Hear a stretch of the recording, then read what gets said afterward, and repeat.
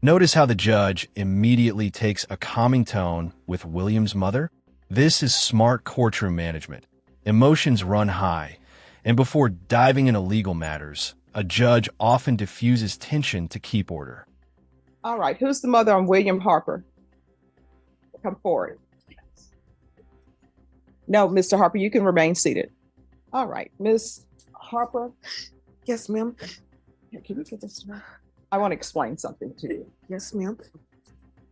Take a deep breath. Yes, ma'am. All right, calm down. That's okay. All right, just take a deep breath. All right, so this is what I want to explain to Yes, you. ma'am. And this is just based upon my background. All right.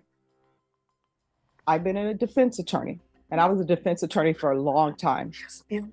I was a prosecutor. Yes, ma'am. And sometimes, as a defense attorney, you will have a client who has some mental health issues, maybe, right? Or either you have a client who has some intellectual issues, right? So in situations like that, you always want to talk to parents because maybe parents can give you some insight into them, right? Yes, ma'am. But then other times you have clients who don't have any of those issues. They're adults. They don't have any issues where, oh, I need to talk to your parents because obviously I'm not able to communicate with you. Yes, That's ma'am. not the issue. And here's the heart of the issue. Parents want to protect their grown kids, but in adult criminal court, defendants must answer for themselves. Judges and attorneys aren't required to involve family, no matter how badly mom wants to step in. Now, this is what I know. I know that parents, when they have children, their children are always their babies, right? No matter if they're 25, 30, you always still see them as that little boy or that little girl. And you feel like you need to be there, right? To give your input. What I can tell you is attorneys necessarily don't have to talk to parents or family members. And the reason why they don't is because they're adults, right? And they're in adult court. Yes, ma'am. Now, sometimes we get people here who are 18 and parents want to be 100% in it because they're 18. And even though technically they're adults, they still sometimes are in the child realm as far as the way we see them. So what I can tell you is in this court, I always require defense attorneys to speak to state, defense attorneys to speak with their client. You can see sometimes when people come to me, well, we're just getting a reset. Do we really need to bring that person out? And I'm like, yeah, we need to bring that person out because I want that person to know what's going on with their case. I want them to know that their attorney showed up and their attorney is actually here. Yes, ma'am. So what I want you to do is, if you need to go get a drink of water, you can get a drink of water. Nothing is going to happen with your son's case while you're outside the courtroom. Okay. Okay? Yes, ma'am. So take a deep breath. If you need to walk around, Yes, ma'am. and you can come back into the courtroom, okay? Okay. All right? Thank you, Miss Moore. All right, you're welcome. Thank you. You're welcome. So, Mr. Harper, we'll wait for your mom to come back if something's going to happen with your case, okay? Just for the court's information, Judge, we do not have an agreement. We're open to the court. All right. Court is calling 2020 CR 2192, State of Texas versus William Eric Anthony Harper. Can I have parties announced for the record for the state? Allie Jackson for the state. Defense. Judge Richard Garcia for the defense. And are you Mr. Harper? Yes, ma'am. All right, Mr. Harper, I'm going to show you what's entitled Motion to Enter Adjudication of Guilt and Revoke Community Supervision. Did you review that document with your attorney? Did you understand it? Yes. Are you the same William Eric Anthony Harper who was placed on deferred adjudication in 2020 CR 2192 for the offense of theft from a person on October 5th, 2020 for a term of 2 years? Is that you? Yes, ma'am. All right, state. Yes, Your Honor, we're proceeding on violation of condition number 2 that on or about the 27th day of August 2021 in Bexar County, Texas, the defendant, William Eric Anthony Harper, did then and there fail to submit to drug testing as directed by the court officer or supervision officer and or a duly authorized agent of the court in violation of condition number 2. How do you plead to that? True or not true? That's true. Your Honor, at this time, we're going to waive the remaining all the violations of condition number 2. All right, any objections? No objections, Your Honor. Did you understand by pleading true to violation of condition number 2, the court could find it true, grant the motion, find you guilty, sentence you up to 2 years in the state jail facility and up to $10,000 fine? Yes, ma'am. Knowing that, do you still wish to plead true to violation of condition number 2? I'm sorry? Yes, ma'am. Court will find violation of condition number 2 true. Is there any proposed agreements? No. There's no agreement, Your Honor. All right, state. Oh, the state isn't backing down. They want 18 months in jail. But listen to the defense, pointing to Harper's education, family, and even claiming he helped bring Elon Musk to town. That's quite the defense pitch. What do you think? Strong argument or reaching for straws? What are you requesting? The state is requesting revocation, Your Honor, and that he be sentenced to 18 months in a state jail facility. All right, defense, what are you requesting? Judge, being that the case expired a year ago, Mr. Harper has asked me to ask you to terminate his probation unsatisfactorily. He did complete the intensive outpatient program. He completed all the community service hours. He currently attends DeVry University, where he's got 3 months left for his, I believe it's his engineering degree. During the time of this probation, he had a daughter, and he was busy working to support his daughter. He has had a job up to about a month ago with Tesla, and he says that he even brought Elon Musk to San Antonio. So for those reasons, we're asking that you terminate him unsat. Mr. Harper would also like to address the court on his behalf. Can you raise your right hand? Do you solemnly swear affirm the testimony you give will be the truth and nothing but the truth, so help you God? Yes, ma'am. All right, you can lower your hand, state your name for the record. My name is William Harper. All right, you're going to need to keep your voice up so that the court reporter can hear. So, Mr. Harper, tell Judge Boyd why you are asking her to terminate your probation unsatisfactorily. I'm asking for you to terminate my probation unsat because of I've worked so hard these past 3 years to just become a better person. I've went to school. I have 3 months to complete my bachelor's in software development. I've held a 3.8 GPA. So if I knew, if I could talk to, when I had committed the crime that I did, if I could talk to that person, I would tell him, if I was able to tell him that, 30% of the world's billionaires are engineers, I never would have made that mistake. Well, no. Here's the thing. And the judge hits him with a truth bomb. These aren't mistakes, they're choices. That distinction matters. In law, intent and responsibility weigh heavier than excuses, especially after repeat violations. You're not making mistakes, you're making choices. So what I want to know is why you choose to violate condition number 2. And this is not your first motion to revoke. You were here back in August for a violation. So I can tell you right now, I'm not inclined to terminate you unsat.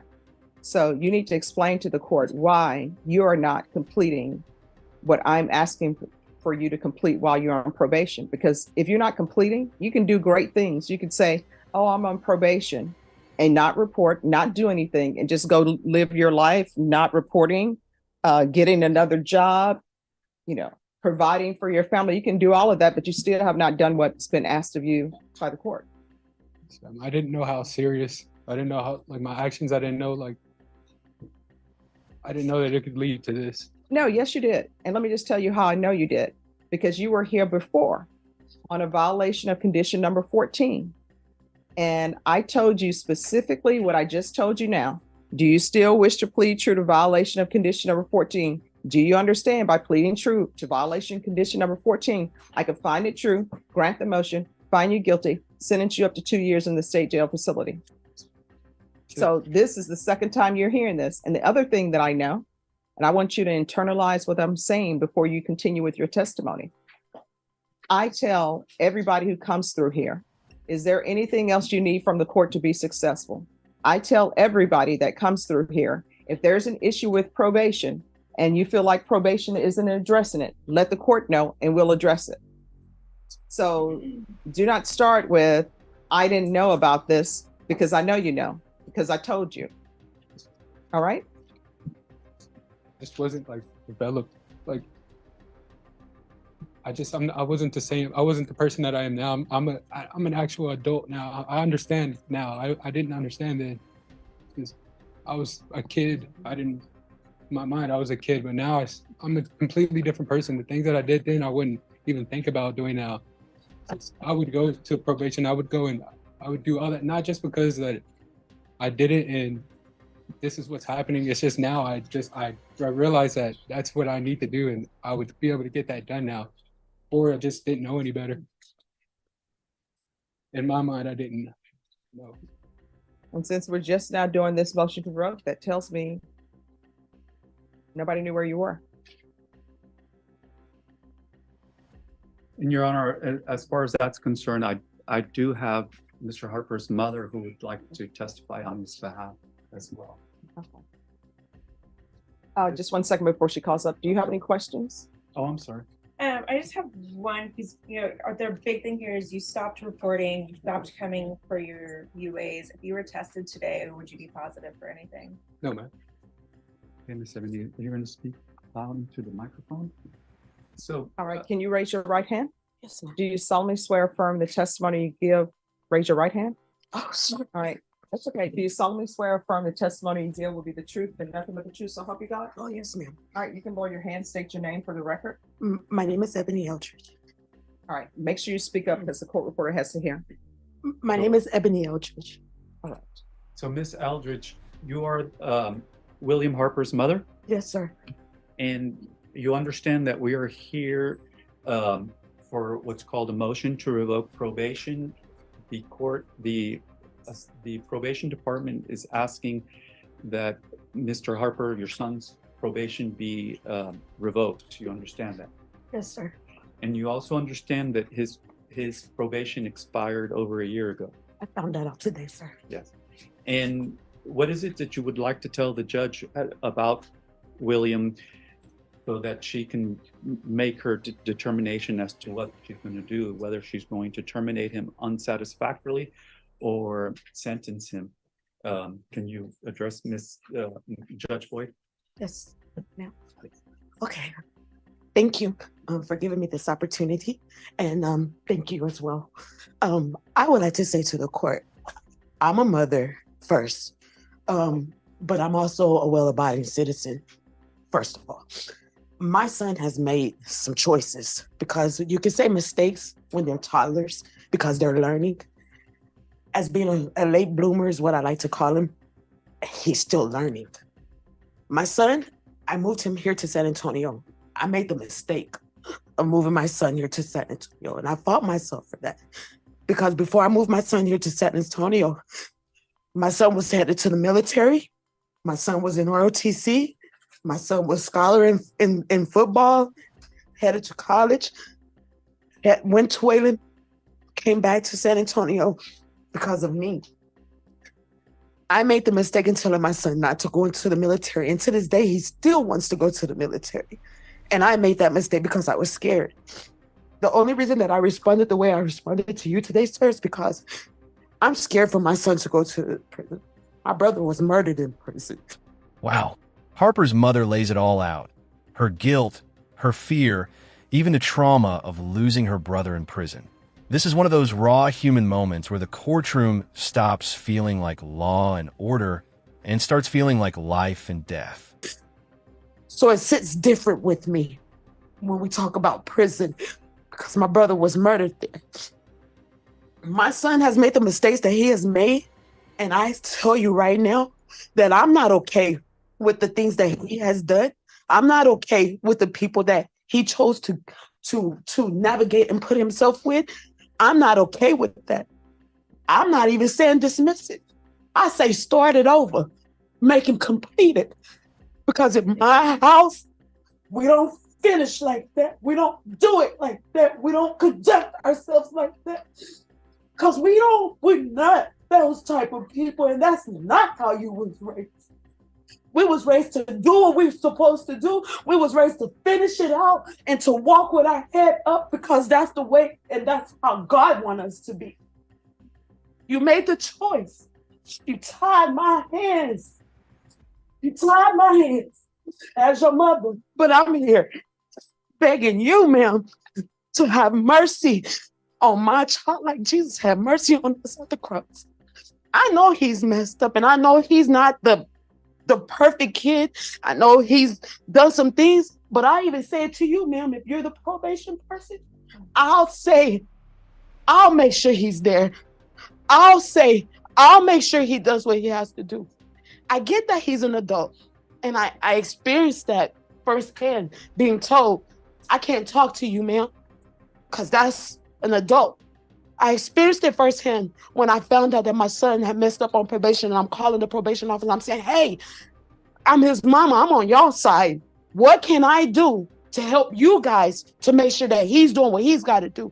And they told me, there's nothing you can do because he's a grown man and we ain't got to talk to you. I hang up and I call back and I say, hey, listen to me, please. Before we even start the conversation, let me pray with you. Because we need God to lead the conversation. Because I need you to understand, I'm not against you. But I want my child to do right. And if it means I got to stand there with him, then I'm willing to do that. Because I don't want my son, I won't throw him away. He's a smart boy. He has things going for him. Do we need a little help? Yes, ma'am, he does. Am I asking the court to help my son? Yes, ma'am, I am. Am I going to do what he won't do? Yes, ma'am, I am. He needs help. He needs it. He wants to help. He wants it. And I tell you, if you give him a chance, you're gonna do right. Or I'll go upside your head myself. Because you're gonna do right. You have to do right. This right here is not it. My brother died in prison. And it pains me. It pains me. I'm tired, baby. You got a 2-year-old daughter. I can't even bring your daughter to see you. I won't bring my granddaughter to sit in a jail to have to see her father. You got a home. And that's where you're supposed to be, helping me raise your daughter. That's where you're supposed to be, her home. But we're here. We're here. We're here. But I won't leave you. I won't leave you. I won't leave you. I just can't leave them. All right. But I'll stay. All right. Any more questions? Defense? No, Your Honor. State? No, Your Honor. All right. Thank you. Thank you, sir. All right.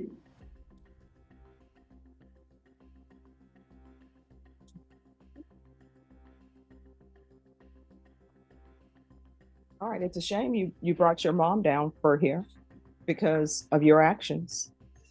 Probation, what are you requesting?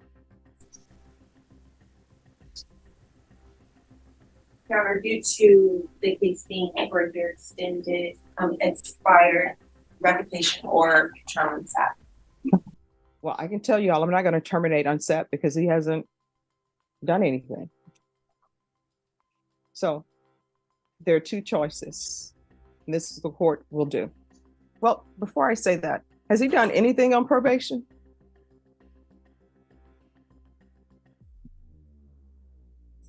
He completed the IOP, the intensive outpatient program. He did the community service hours. And he's paid 500 and something. Your Honor, Mr. Harper did complete intensive outpatient treatment. He completed 41 hours of his community service hours. The court waived 40 hours due to his COVID vaccine. Mm-hmm. He paid $563 toward his assessed fees of $2,841. He was on the drug patch for. And here comes the judge's fork in the road. Revoke probation and send Harper to jail, or give him one last shot on stricter terms. These moments are tense because one decision can completely change the trajectory of a defendant's life. The beginning of his probation, and they were coming out negative at first, and then there was a lapse there. All right. Any final argument from either side? No, Your Honor. No, Your Honor. So, Oh, one thing, Your Honor, he Yes. does have 2 new cases which are going to be not taken care of at this time. They're still pending indictment. what are the 2 new cases? There's a misdemeanor interference with an emergency telephone call and a felony assault family choking. I'm sorry. A misdemeanor interference with telephone call and an assault family choking.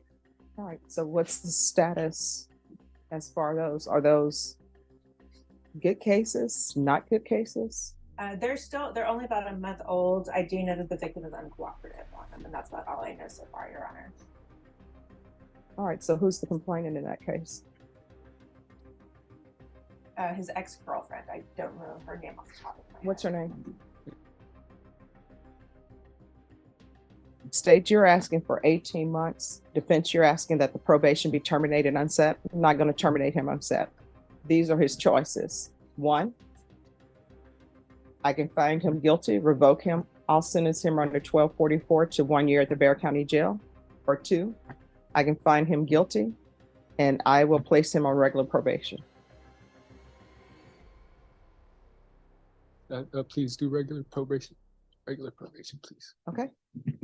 All right. This is what the court is going to do. Court is finding violation of condition number 2 true. The court is going to find you guilty.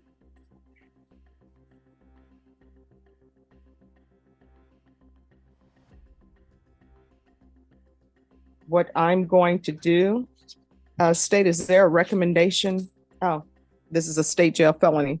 I'm going to sentence you to 2 years in the state jail facility, suspended and probated for 5 years. I'm going to want 300 hours of community service restitution. I'm going to want parenting classes. Once he's completed the parenting classes, 150 hours will be deemed satisfied. And then you are to get your degree or either some sort of trade certificate. And once that is done, the remaining of the community service will be deemed satisfied. There's going to be regular reporting by Zoom or in person. There'll be random regular UAs. There's to be no contact with Anquinetus. Is it Anquinetus? Anquinetus carbon. Proof of employment within 30 days of release. There's to be no employment as a home health care provider or with minors. Probation, does he need another TAP? Yes, Your Honor. All right, we're going to do a TAP evaluation, and that's going to take place while you're in custody. And if TAP recommends inpatient treatment, we'll start with intensive outpatient treatment. If they recommend outpatient treatment, we're still going to start with intensive outpatient treatment. I'm going to want 90 sober meetings in 90 days. Field visits, 1 time per month for 3 months. And then thereafter, as probation deems necessary after the 3rd month. And I'm going to want an anger management class. Probation, is there anything else? No, Your Honor, and I apologize. Will you give me the term again? 2 years, suspended and probated for 5 years. Thank you. And Judge, if I may, the only issue that or concern that I have is that he's got the felony and the misdemeanor, and he hasn't made bond on those. And I'm not sure if they are able to make bond because they're family violence. He's not eligible for PR bonds, and so he may be incarcerated All right. for a while. Okay. All right, you'll have to take care of that with whomever your attorney is on that. Are you the attorney on those cases as well? I believe so, Judge. All right, so you'll have to take care of that with your attorney. Is there anything else you need from the court to be successful? Just the drug classes, the anger management classes. Mhm.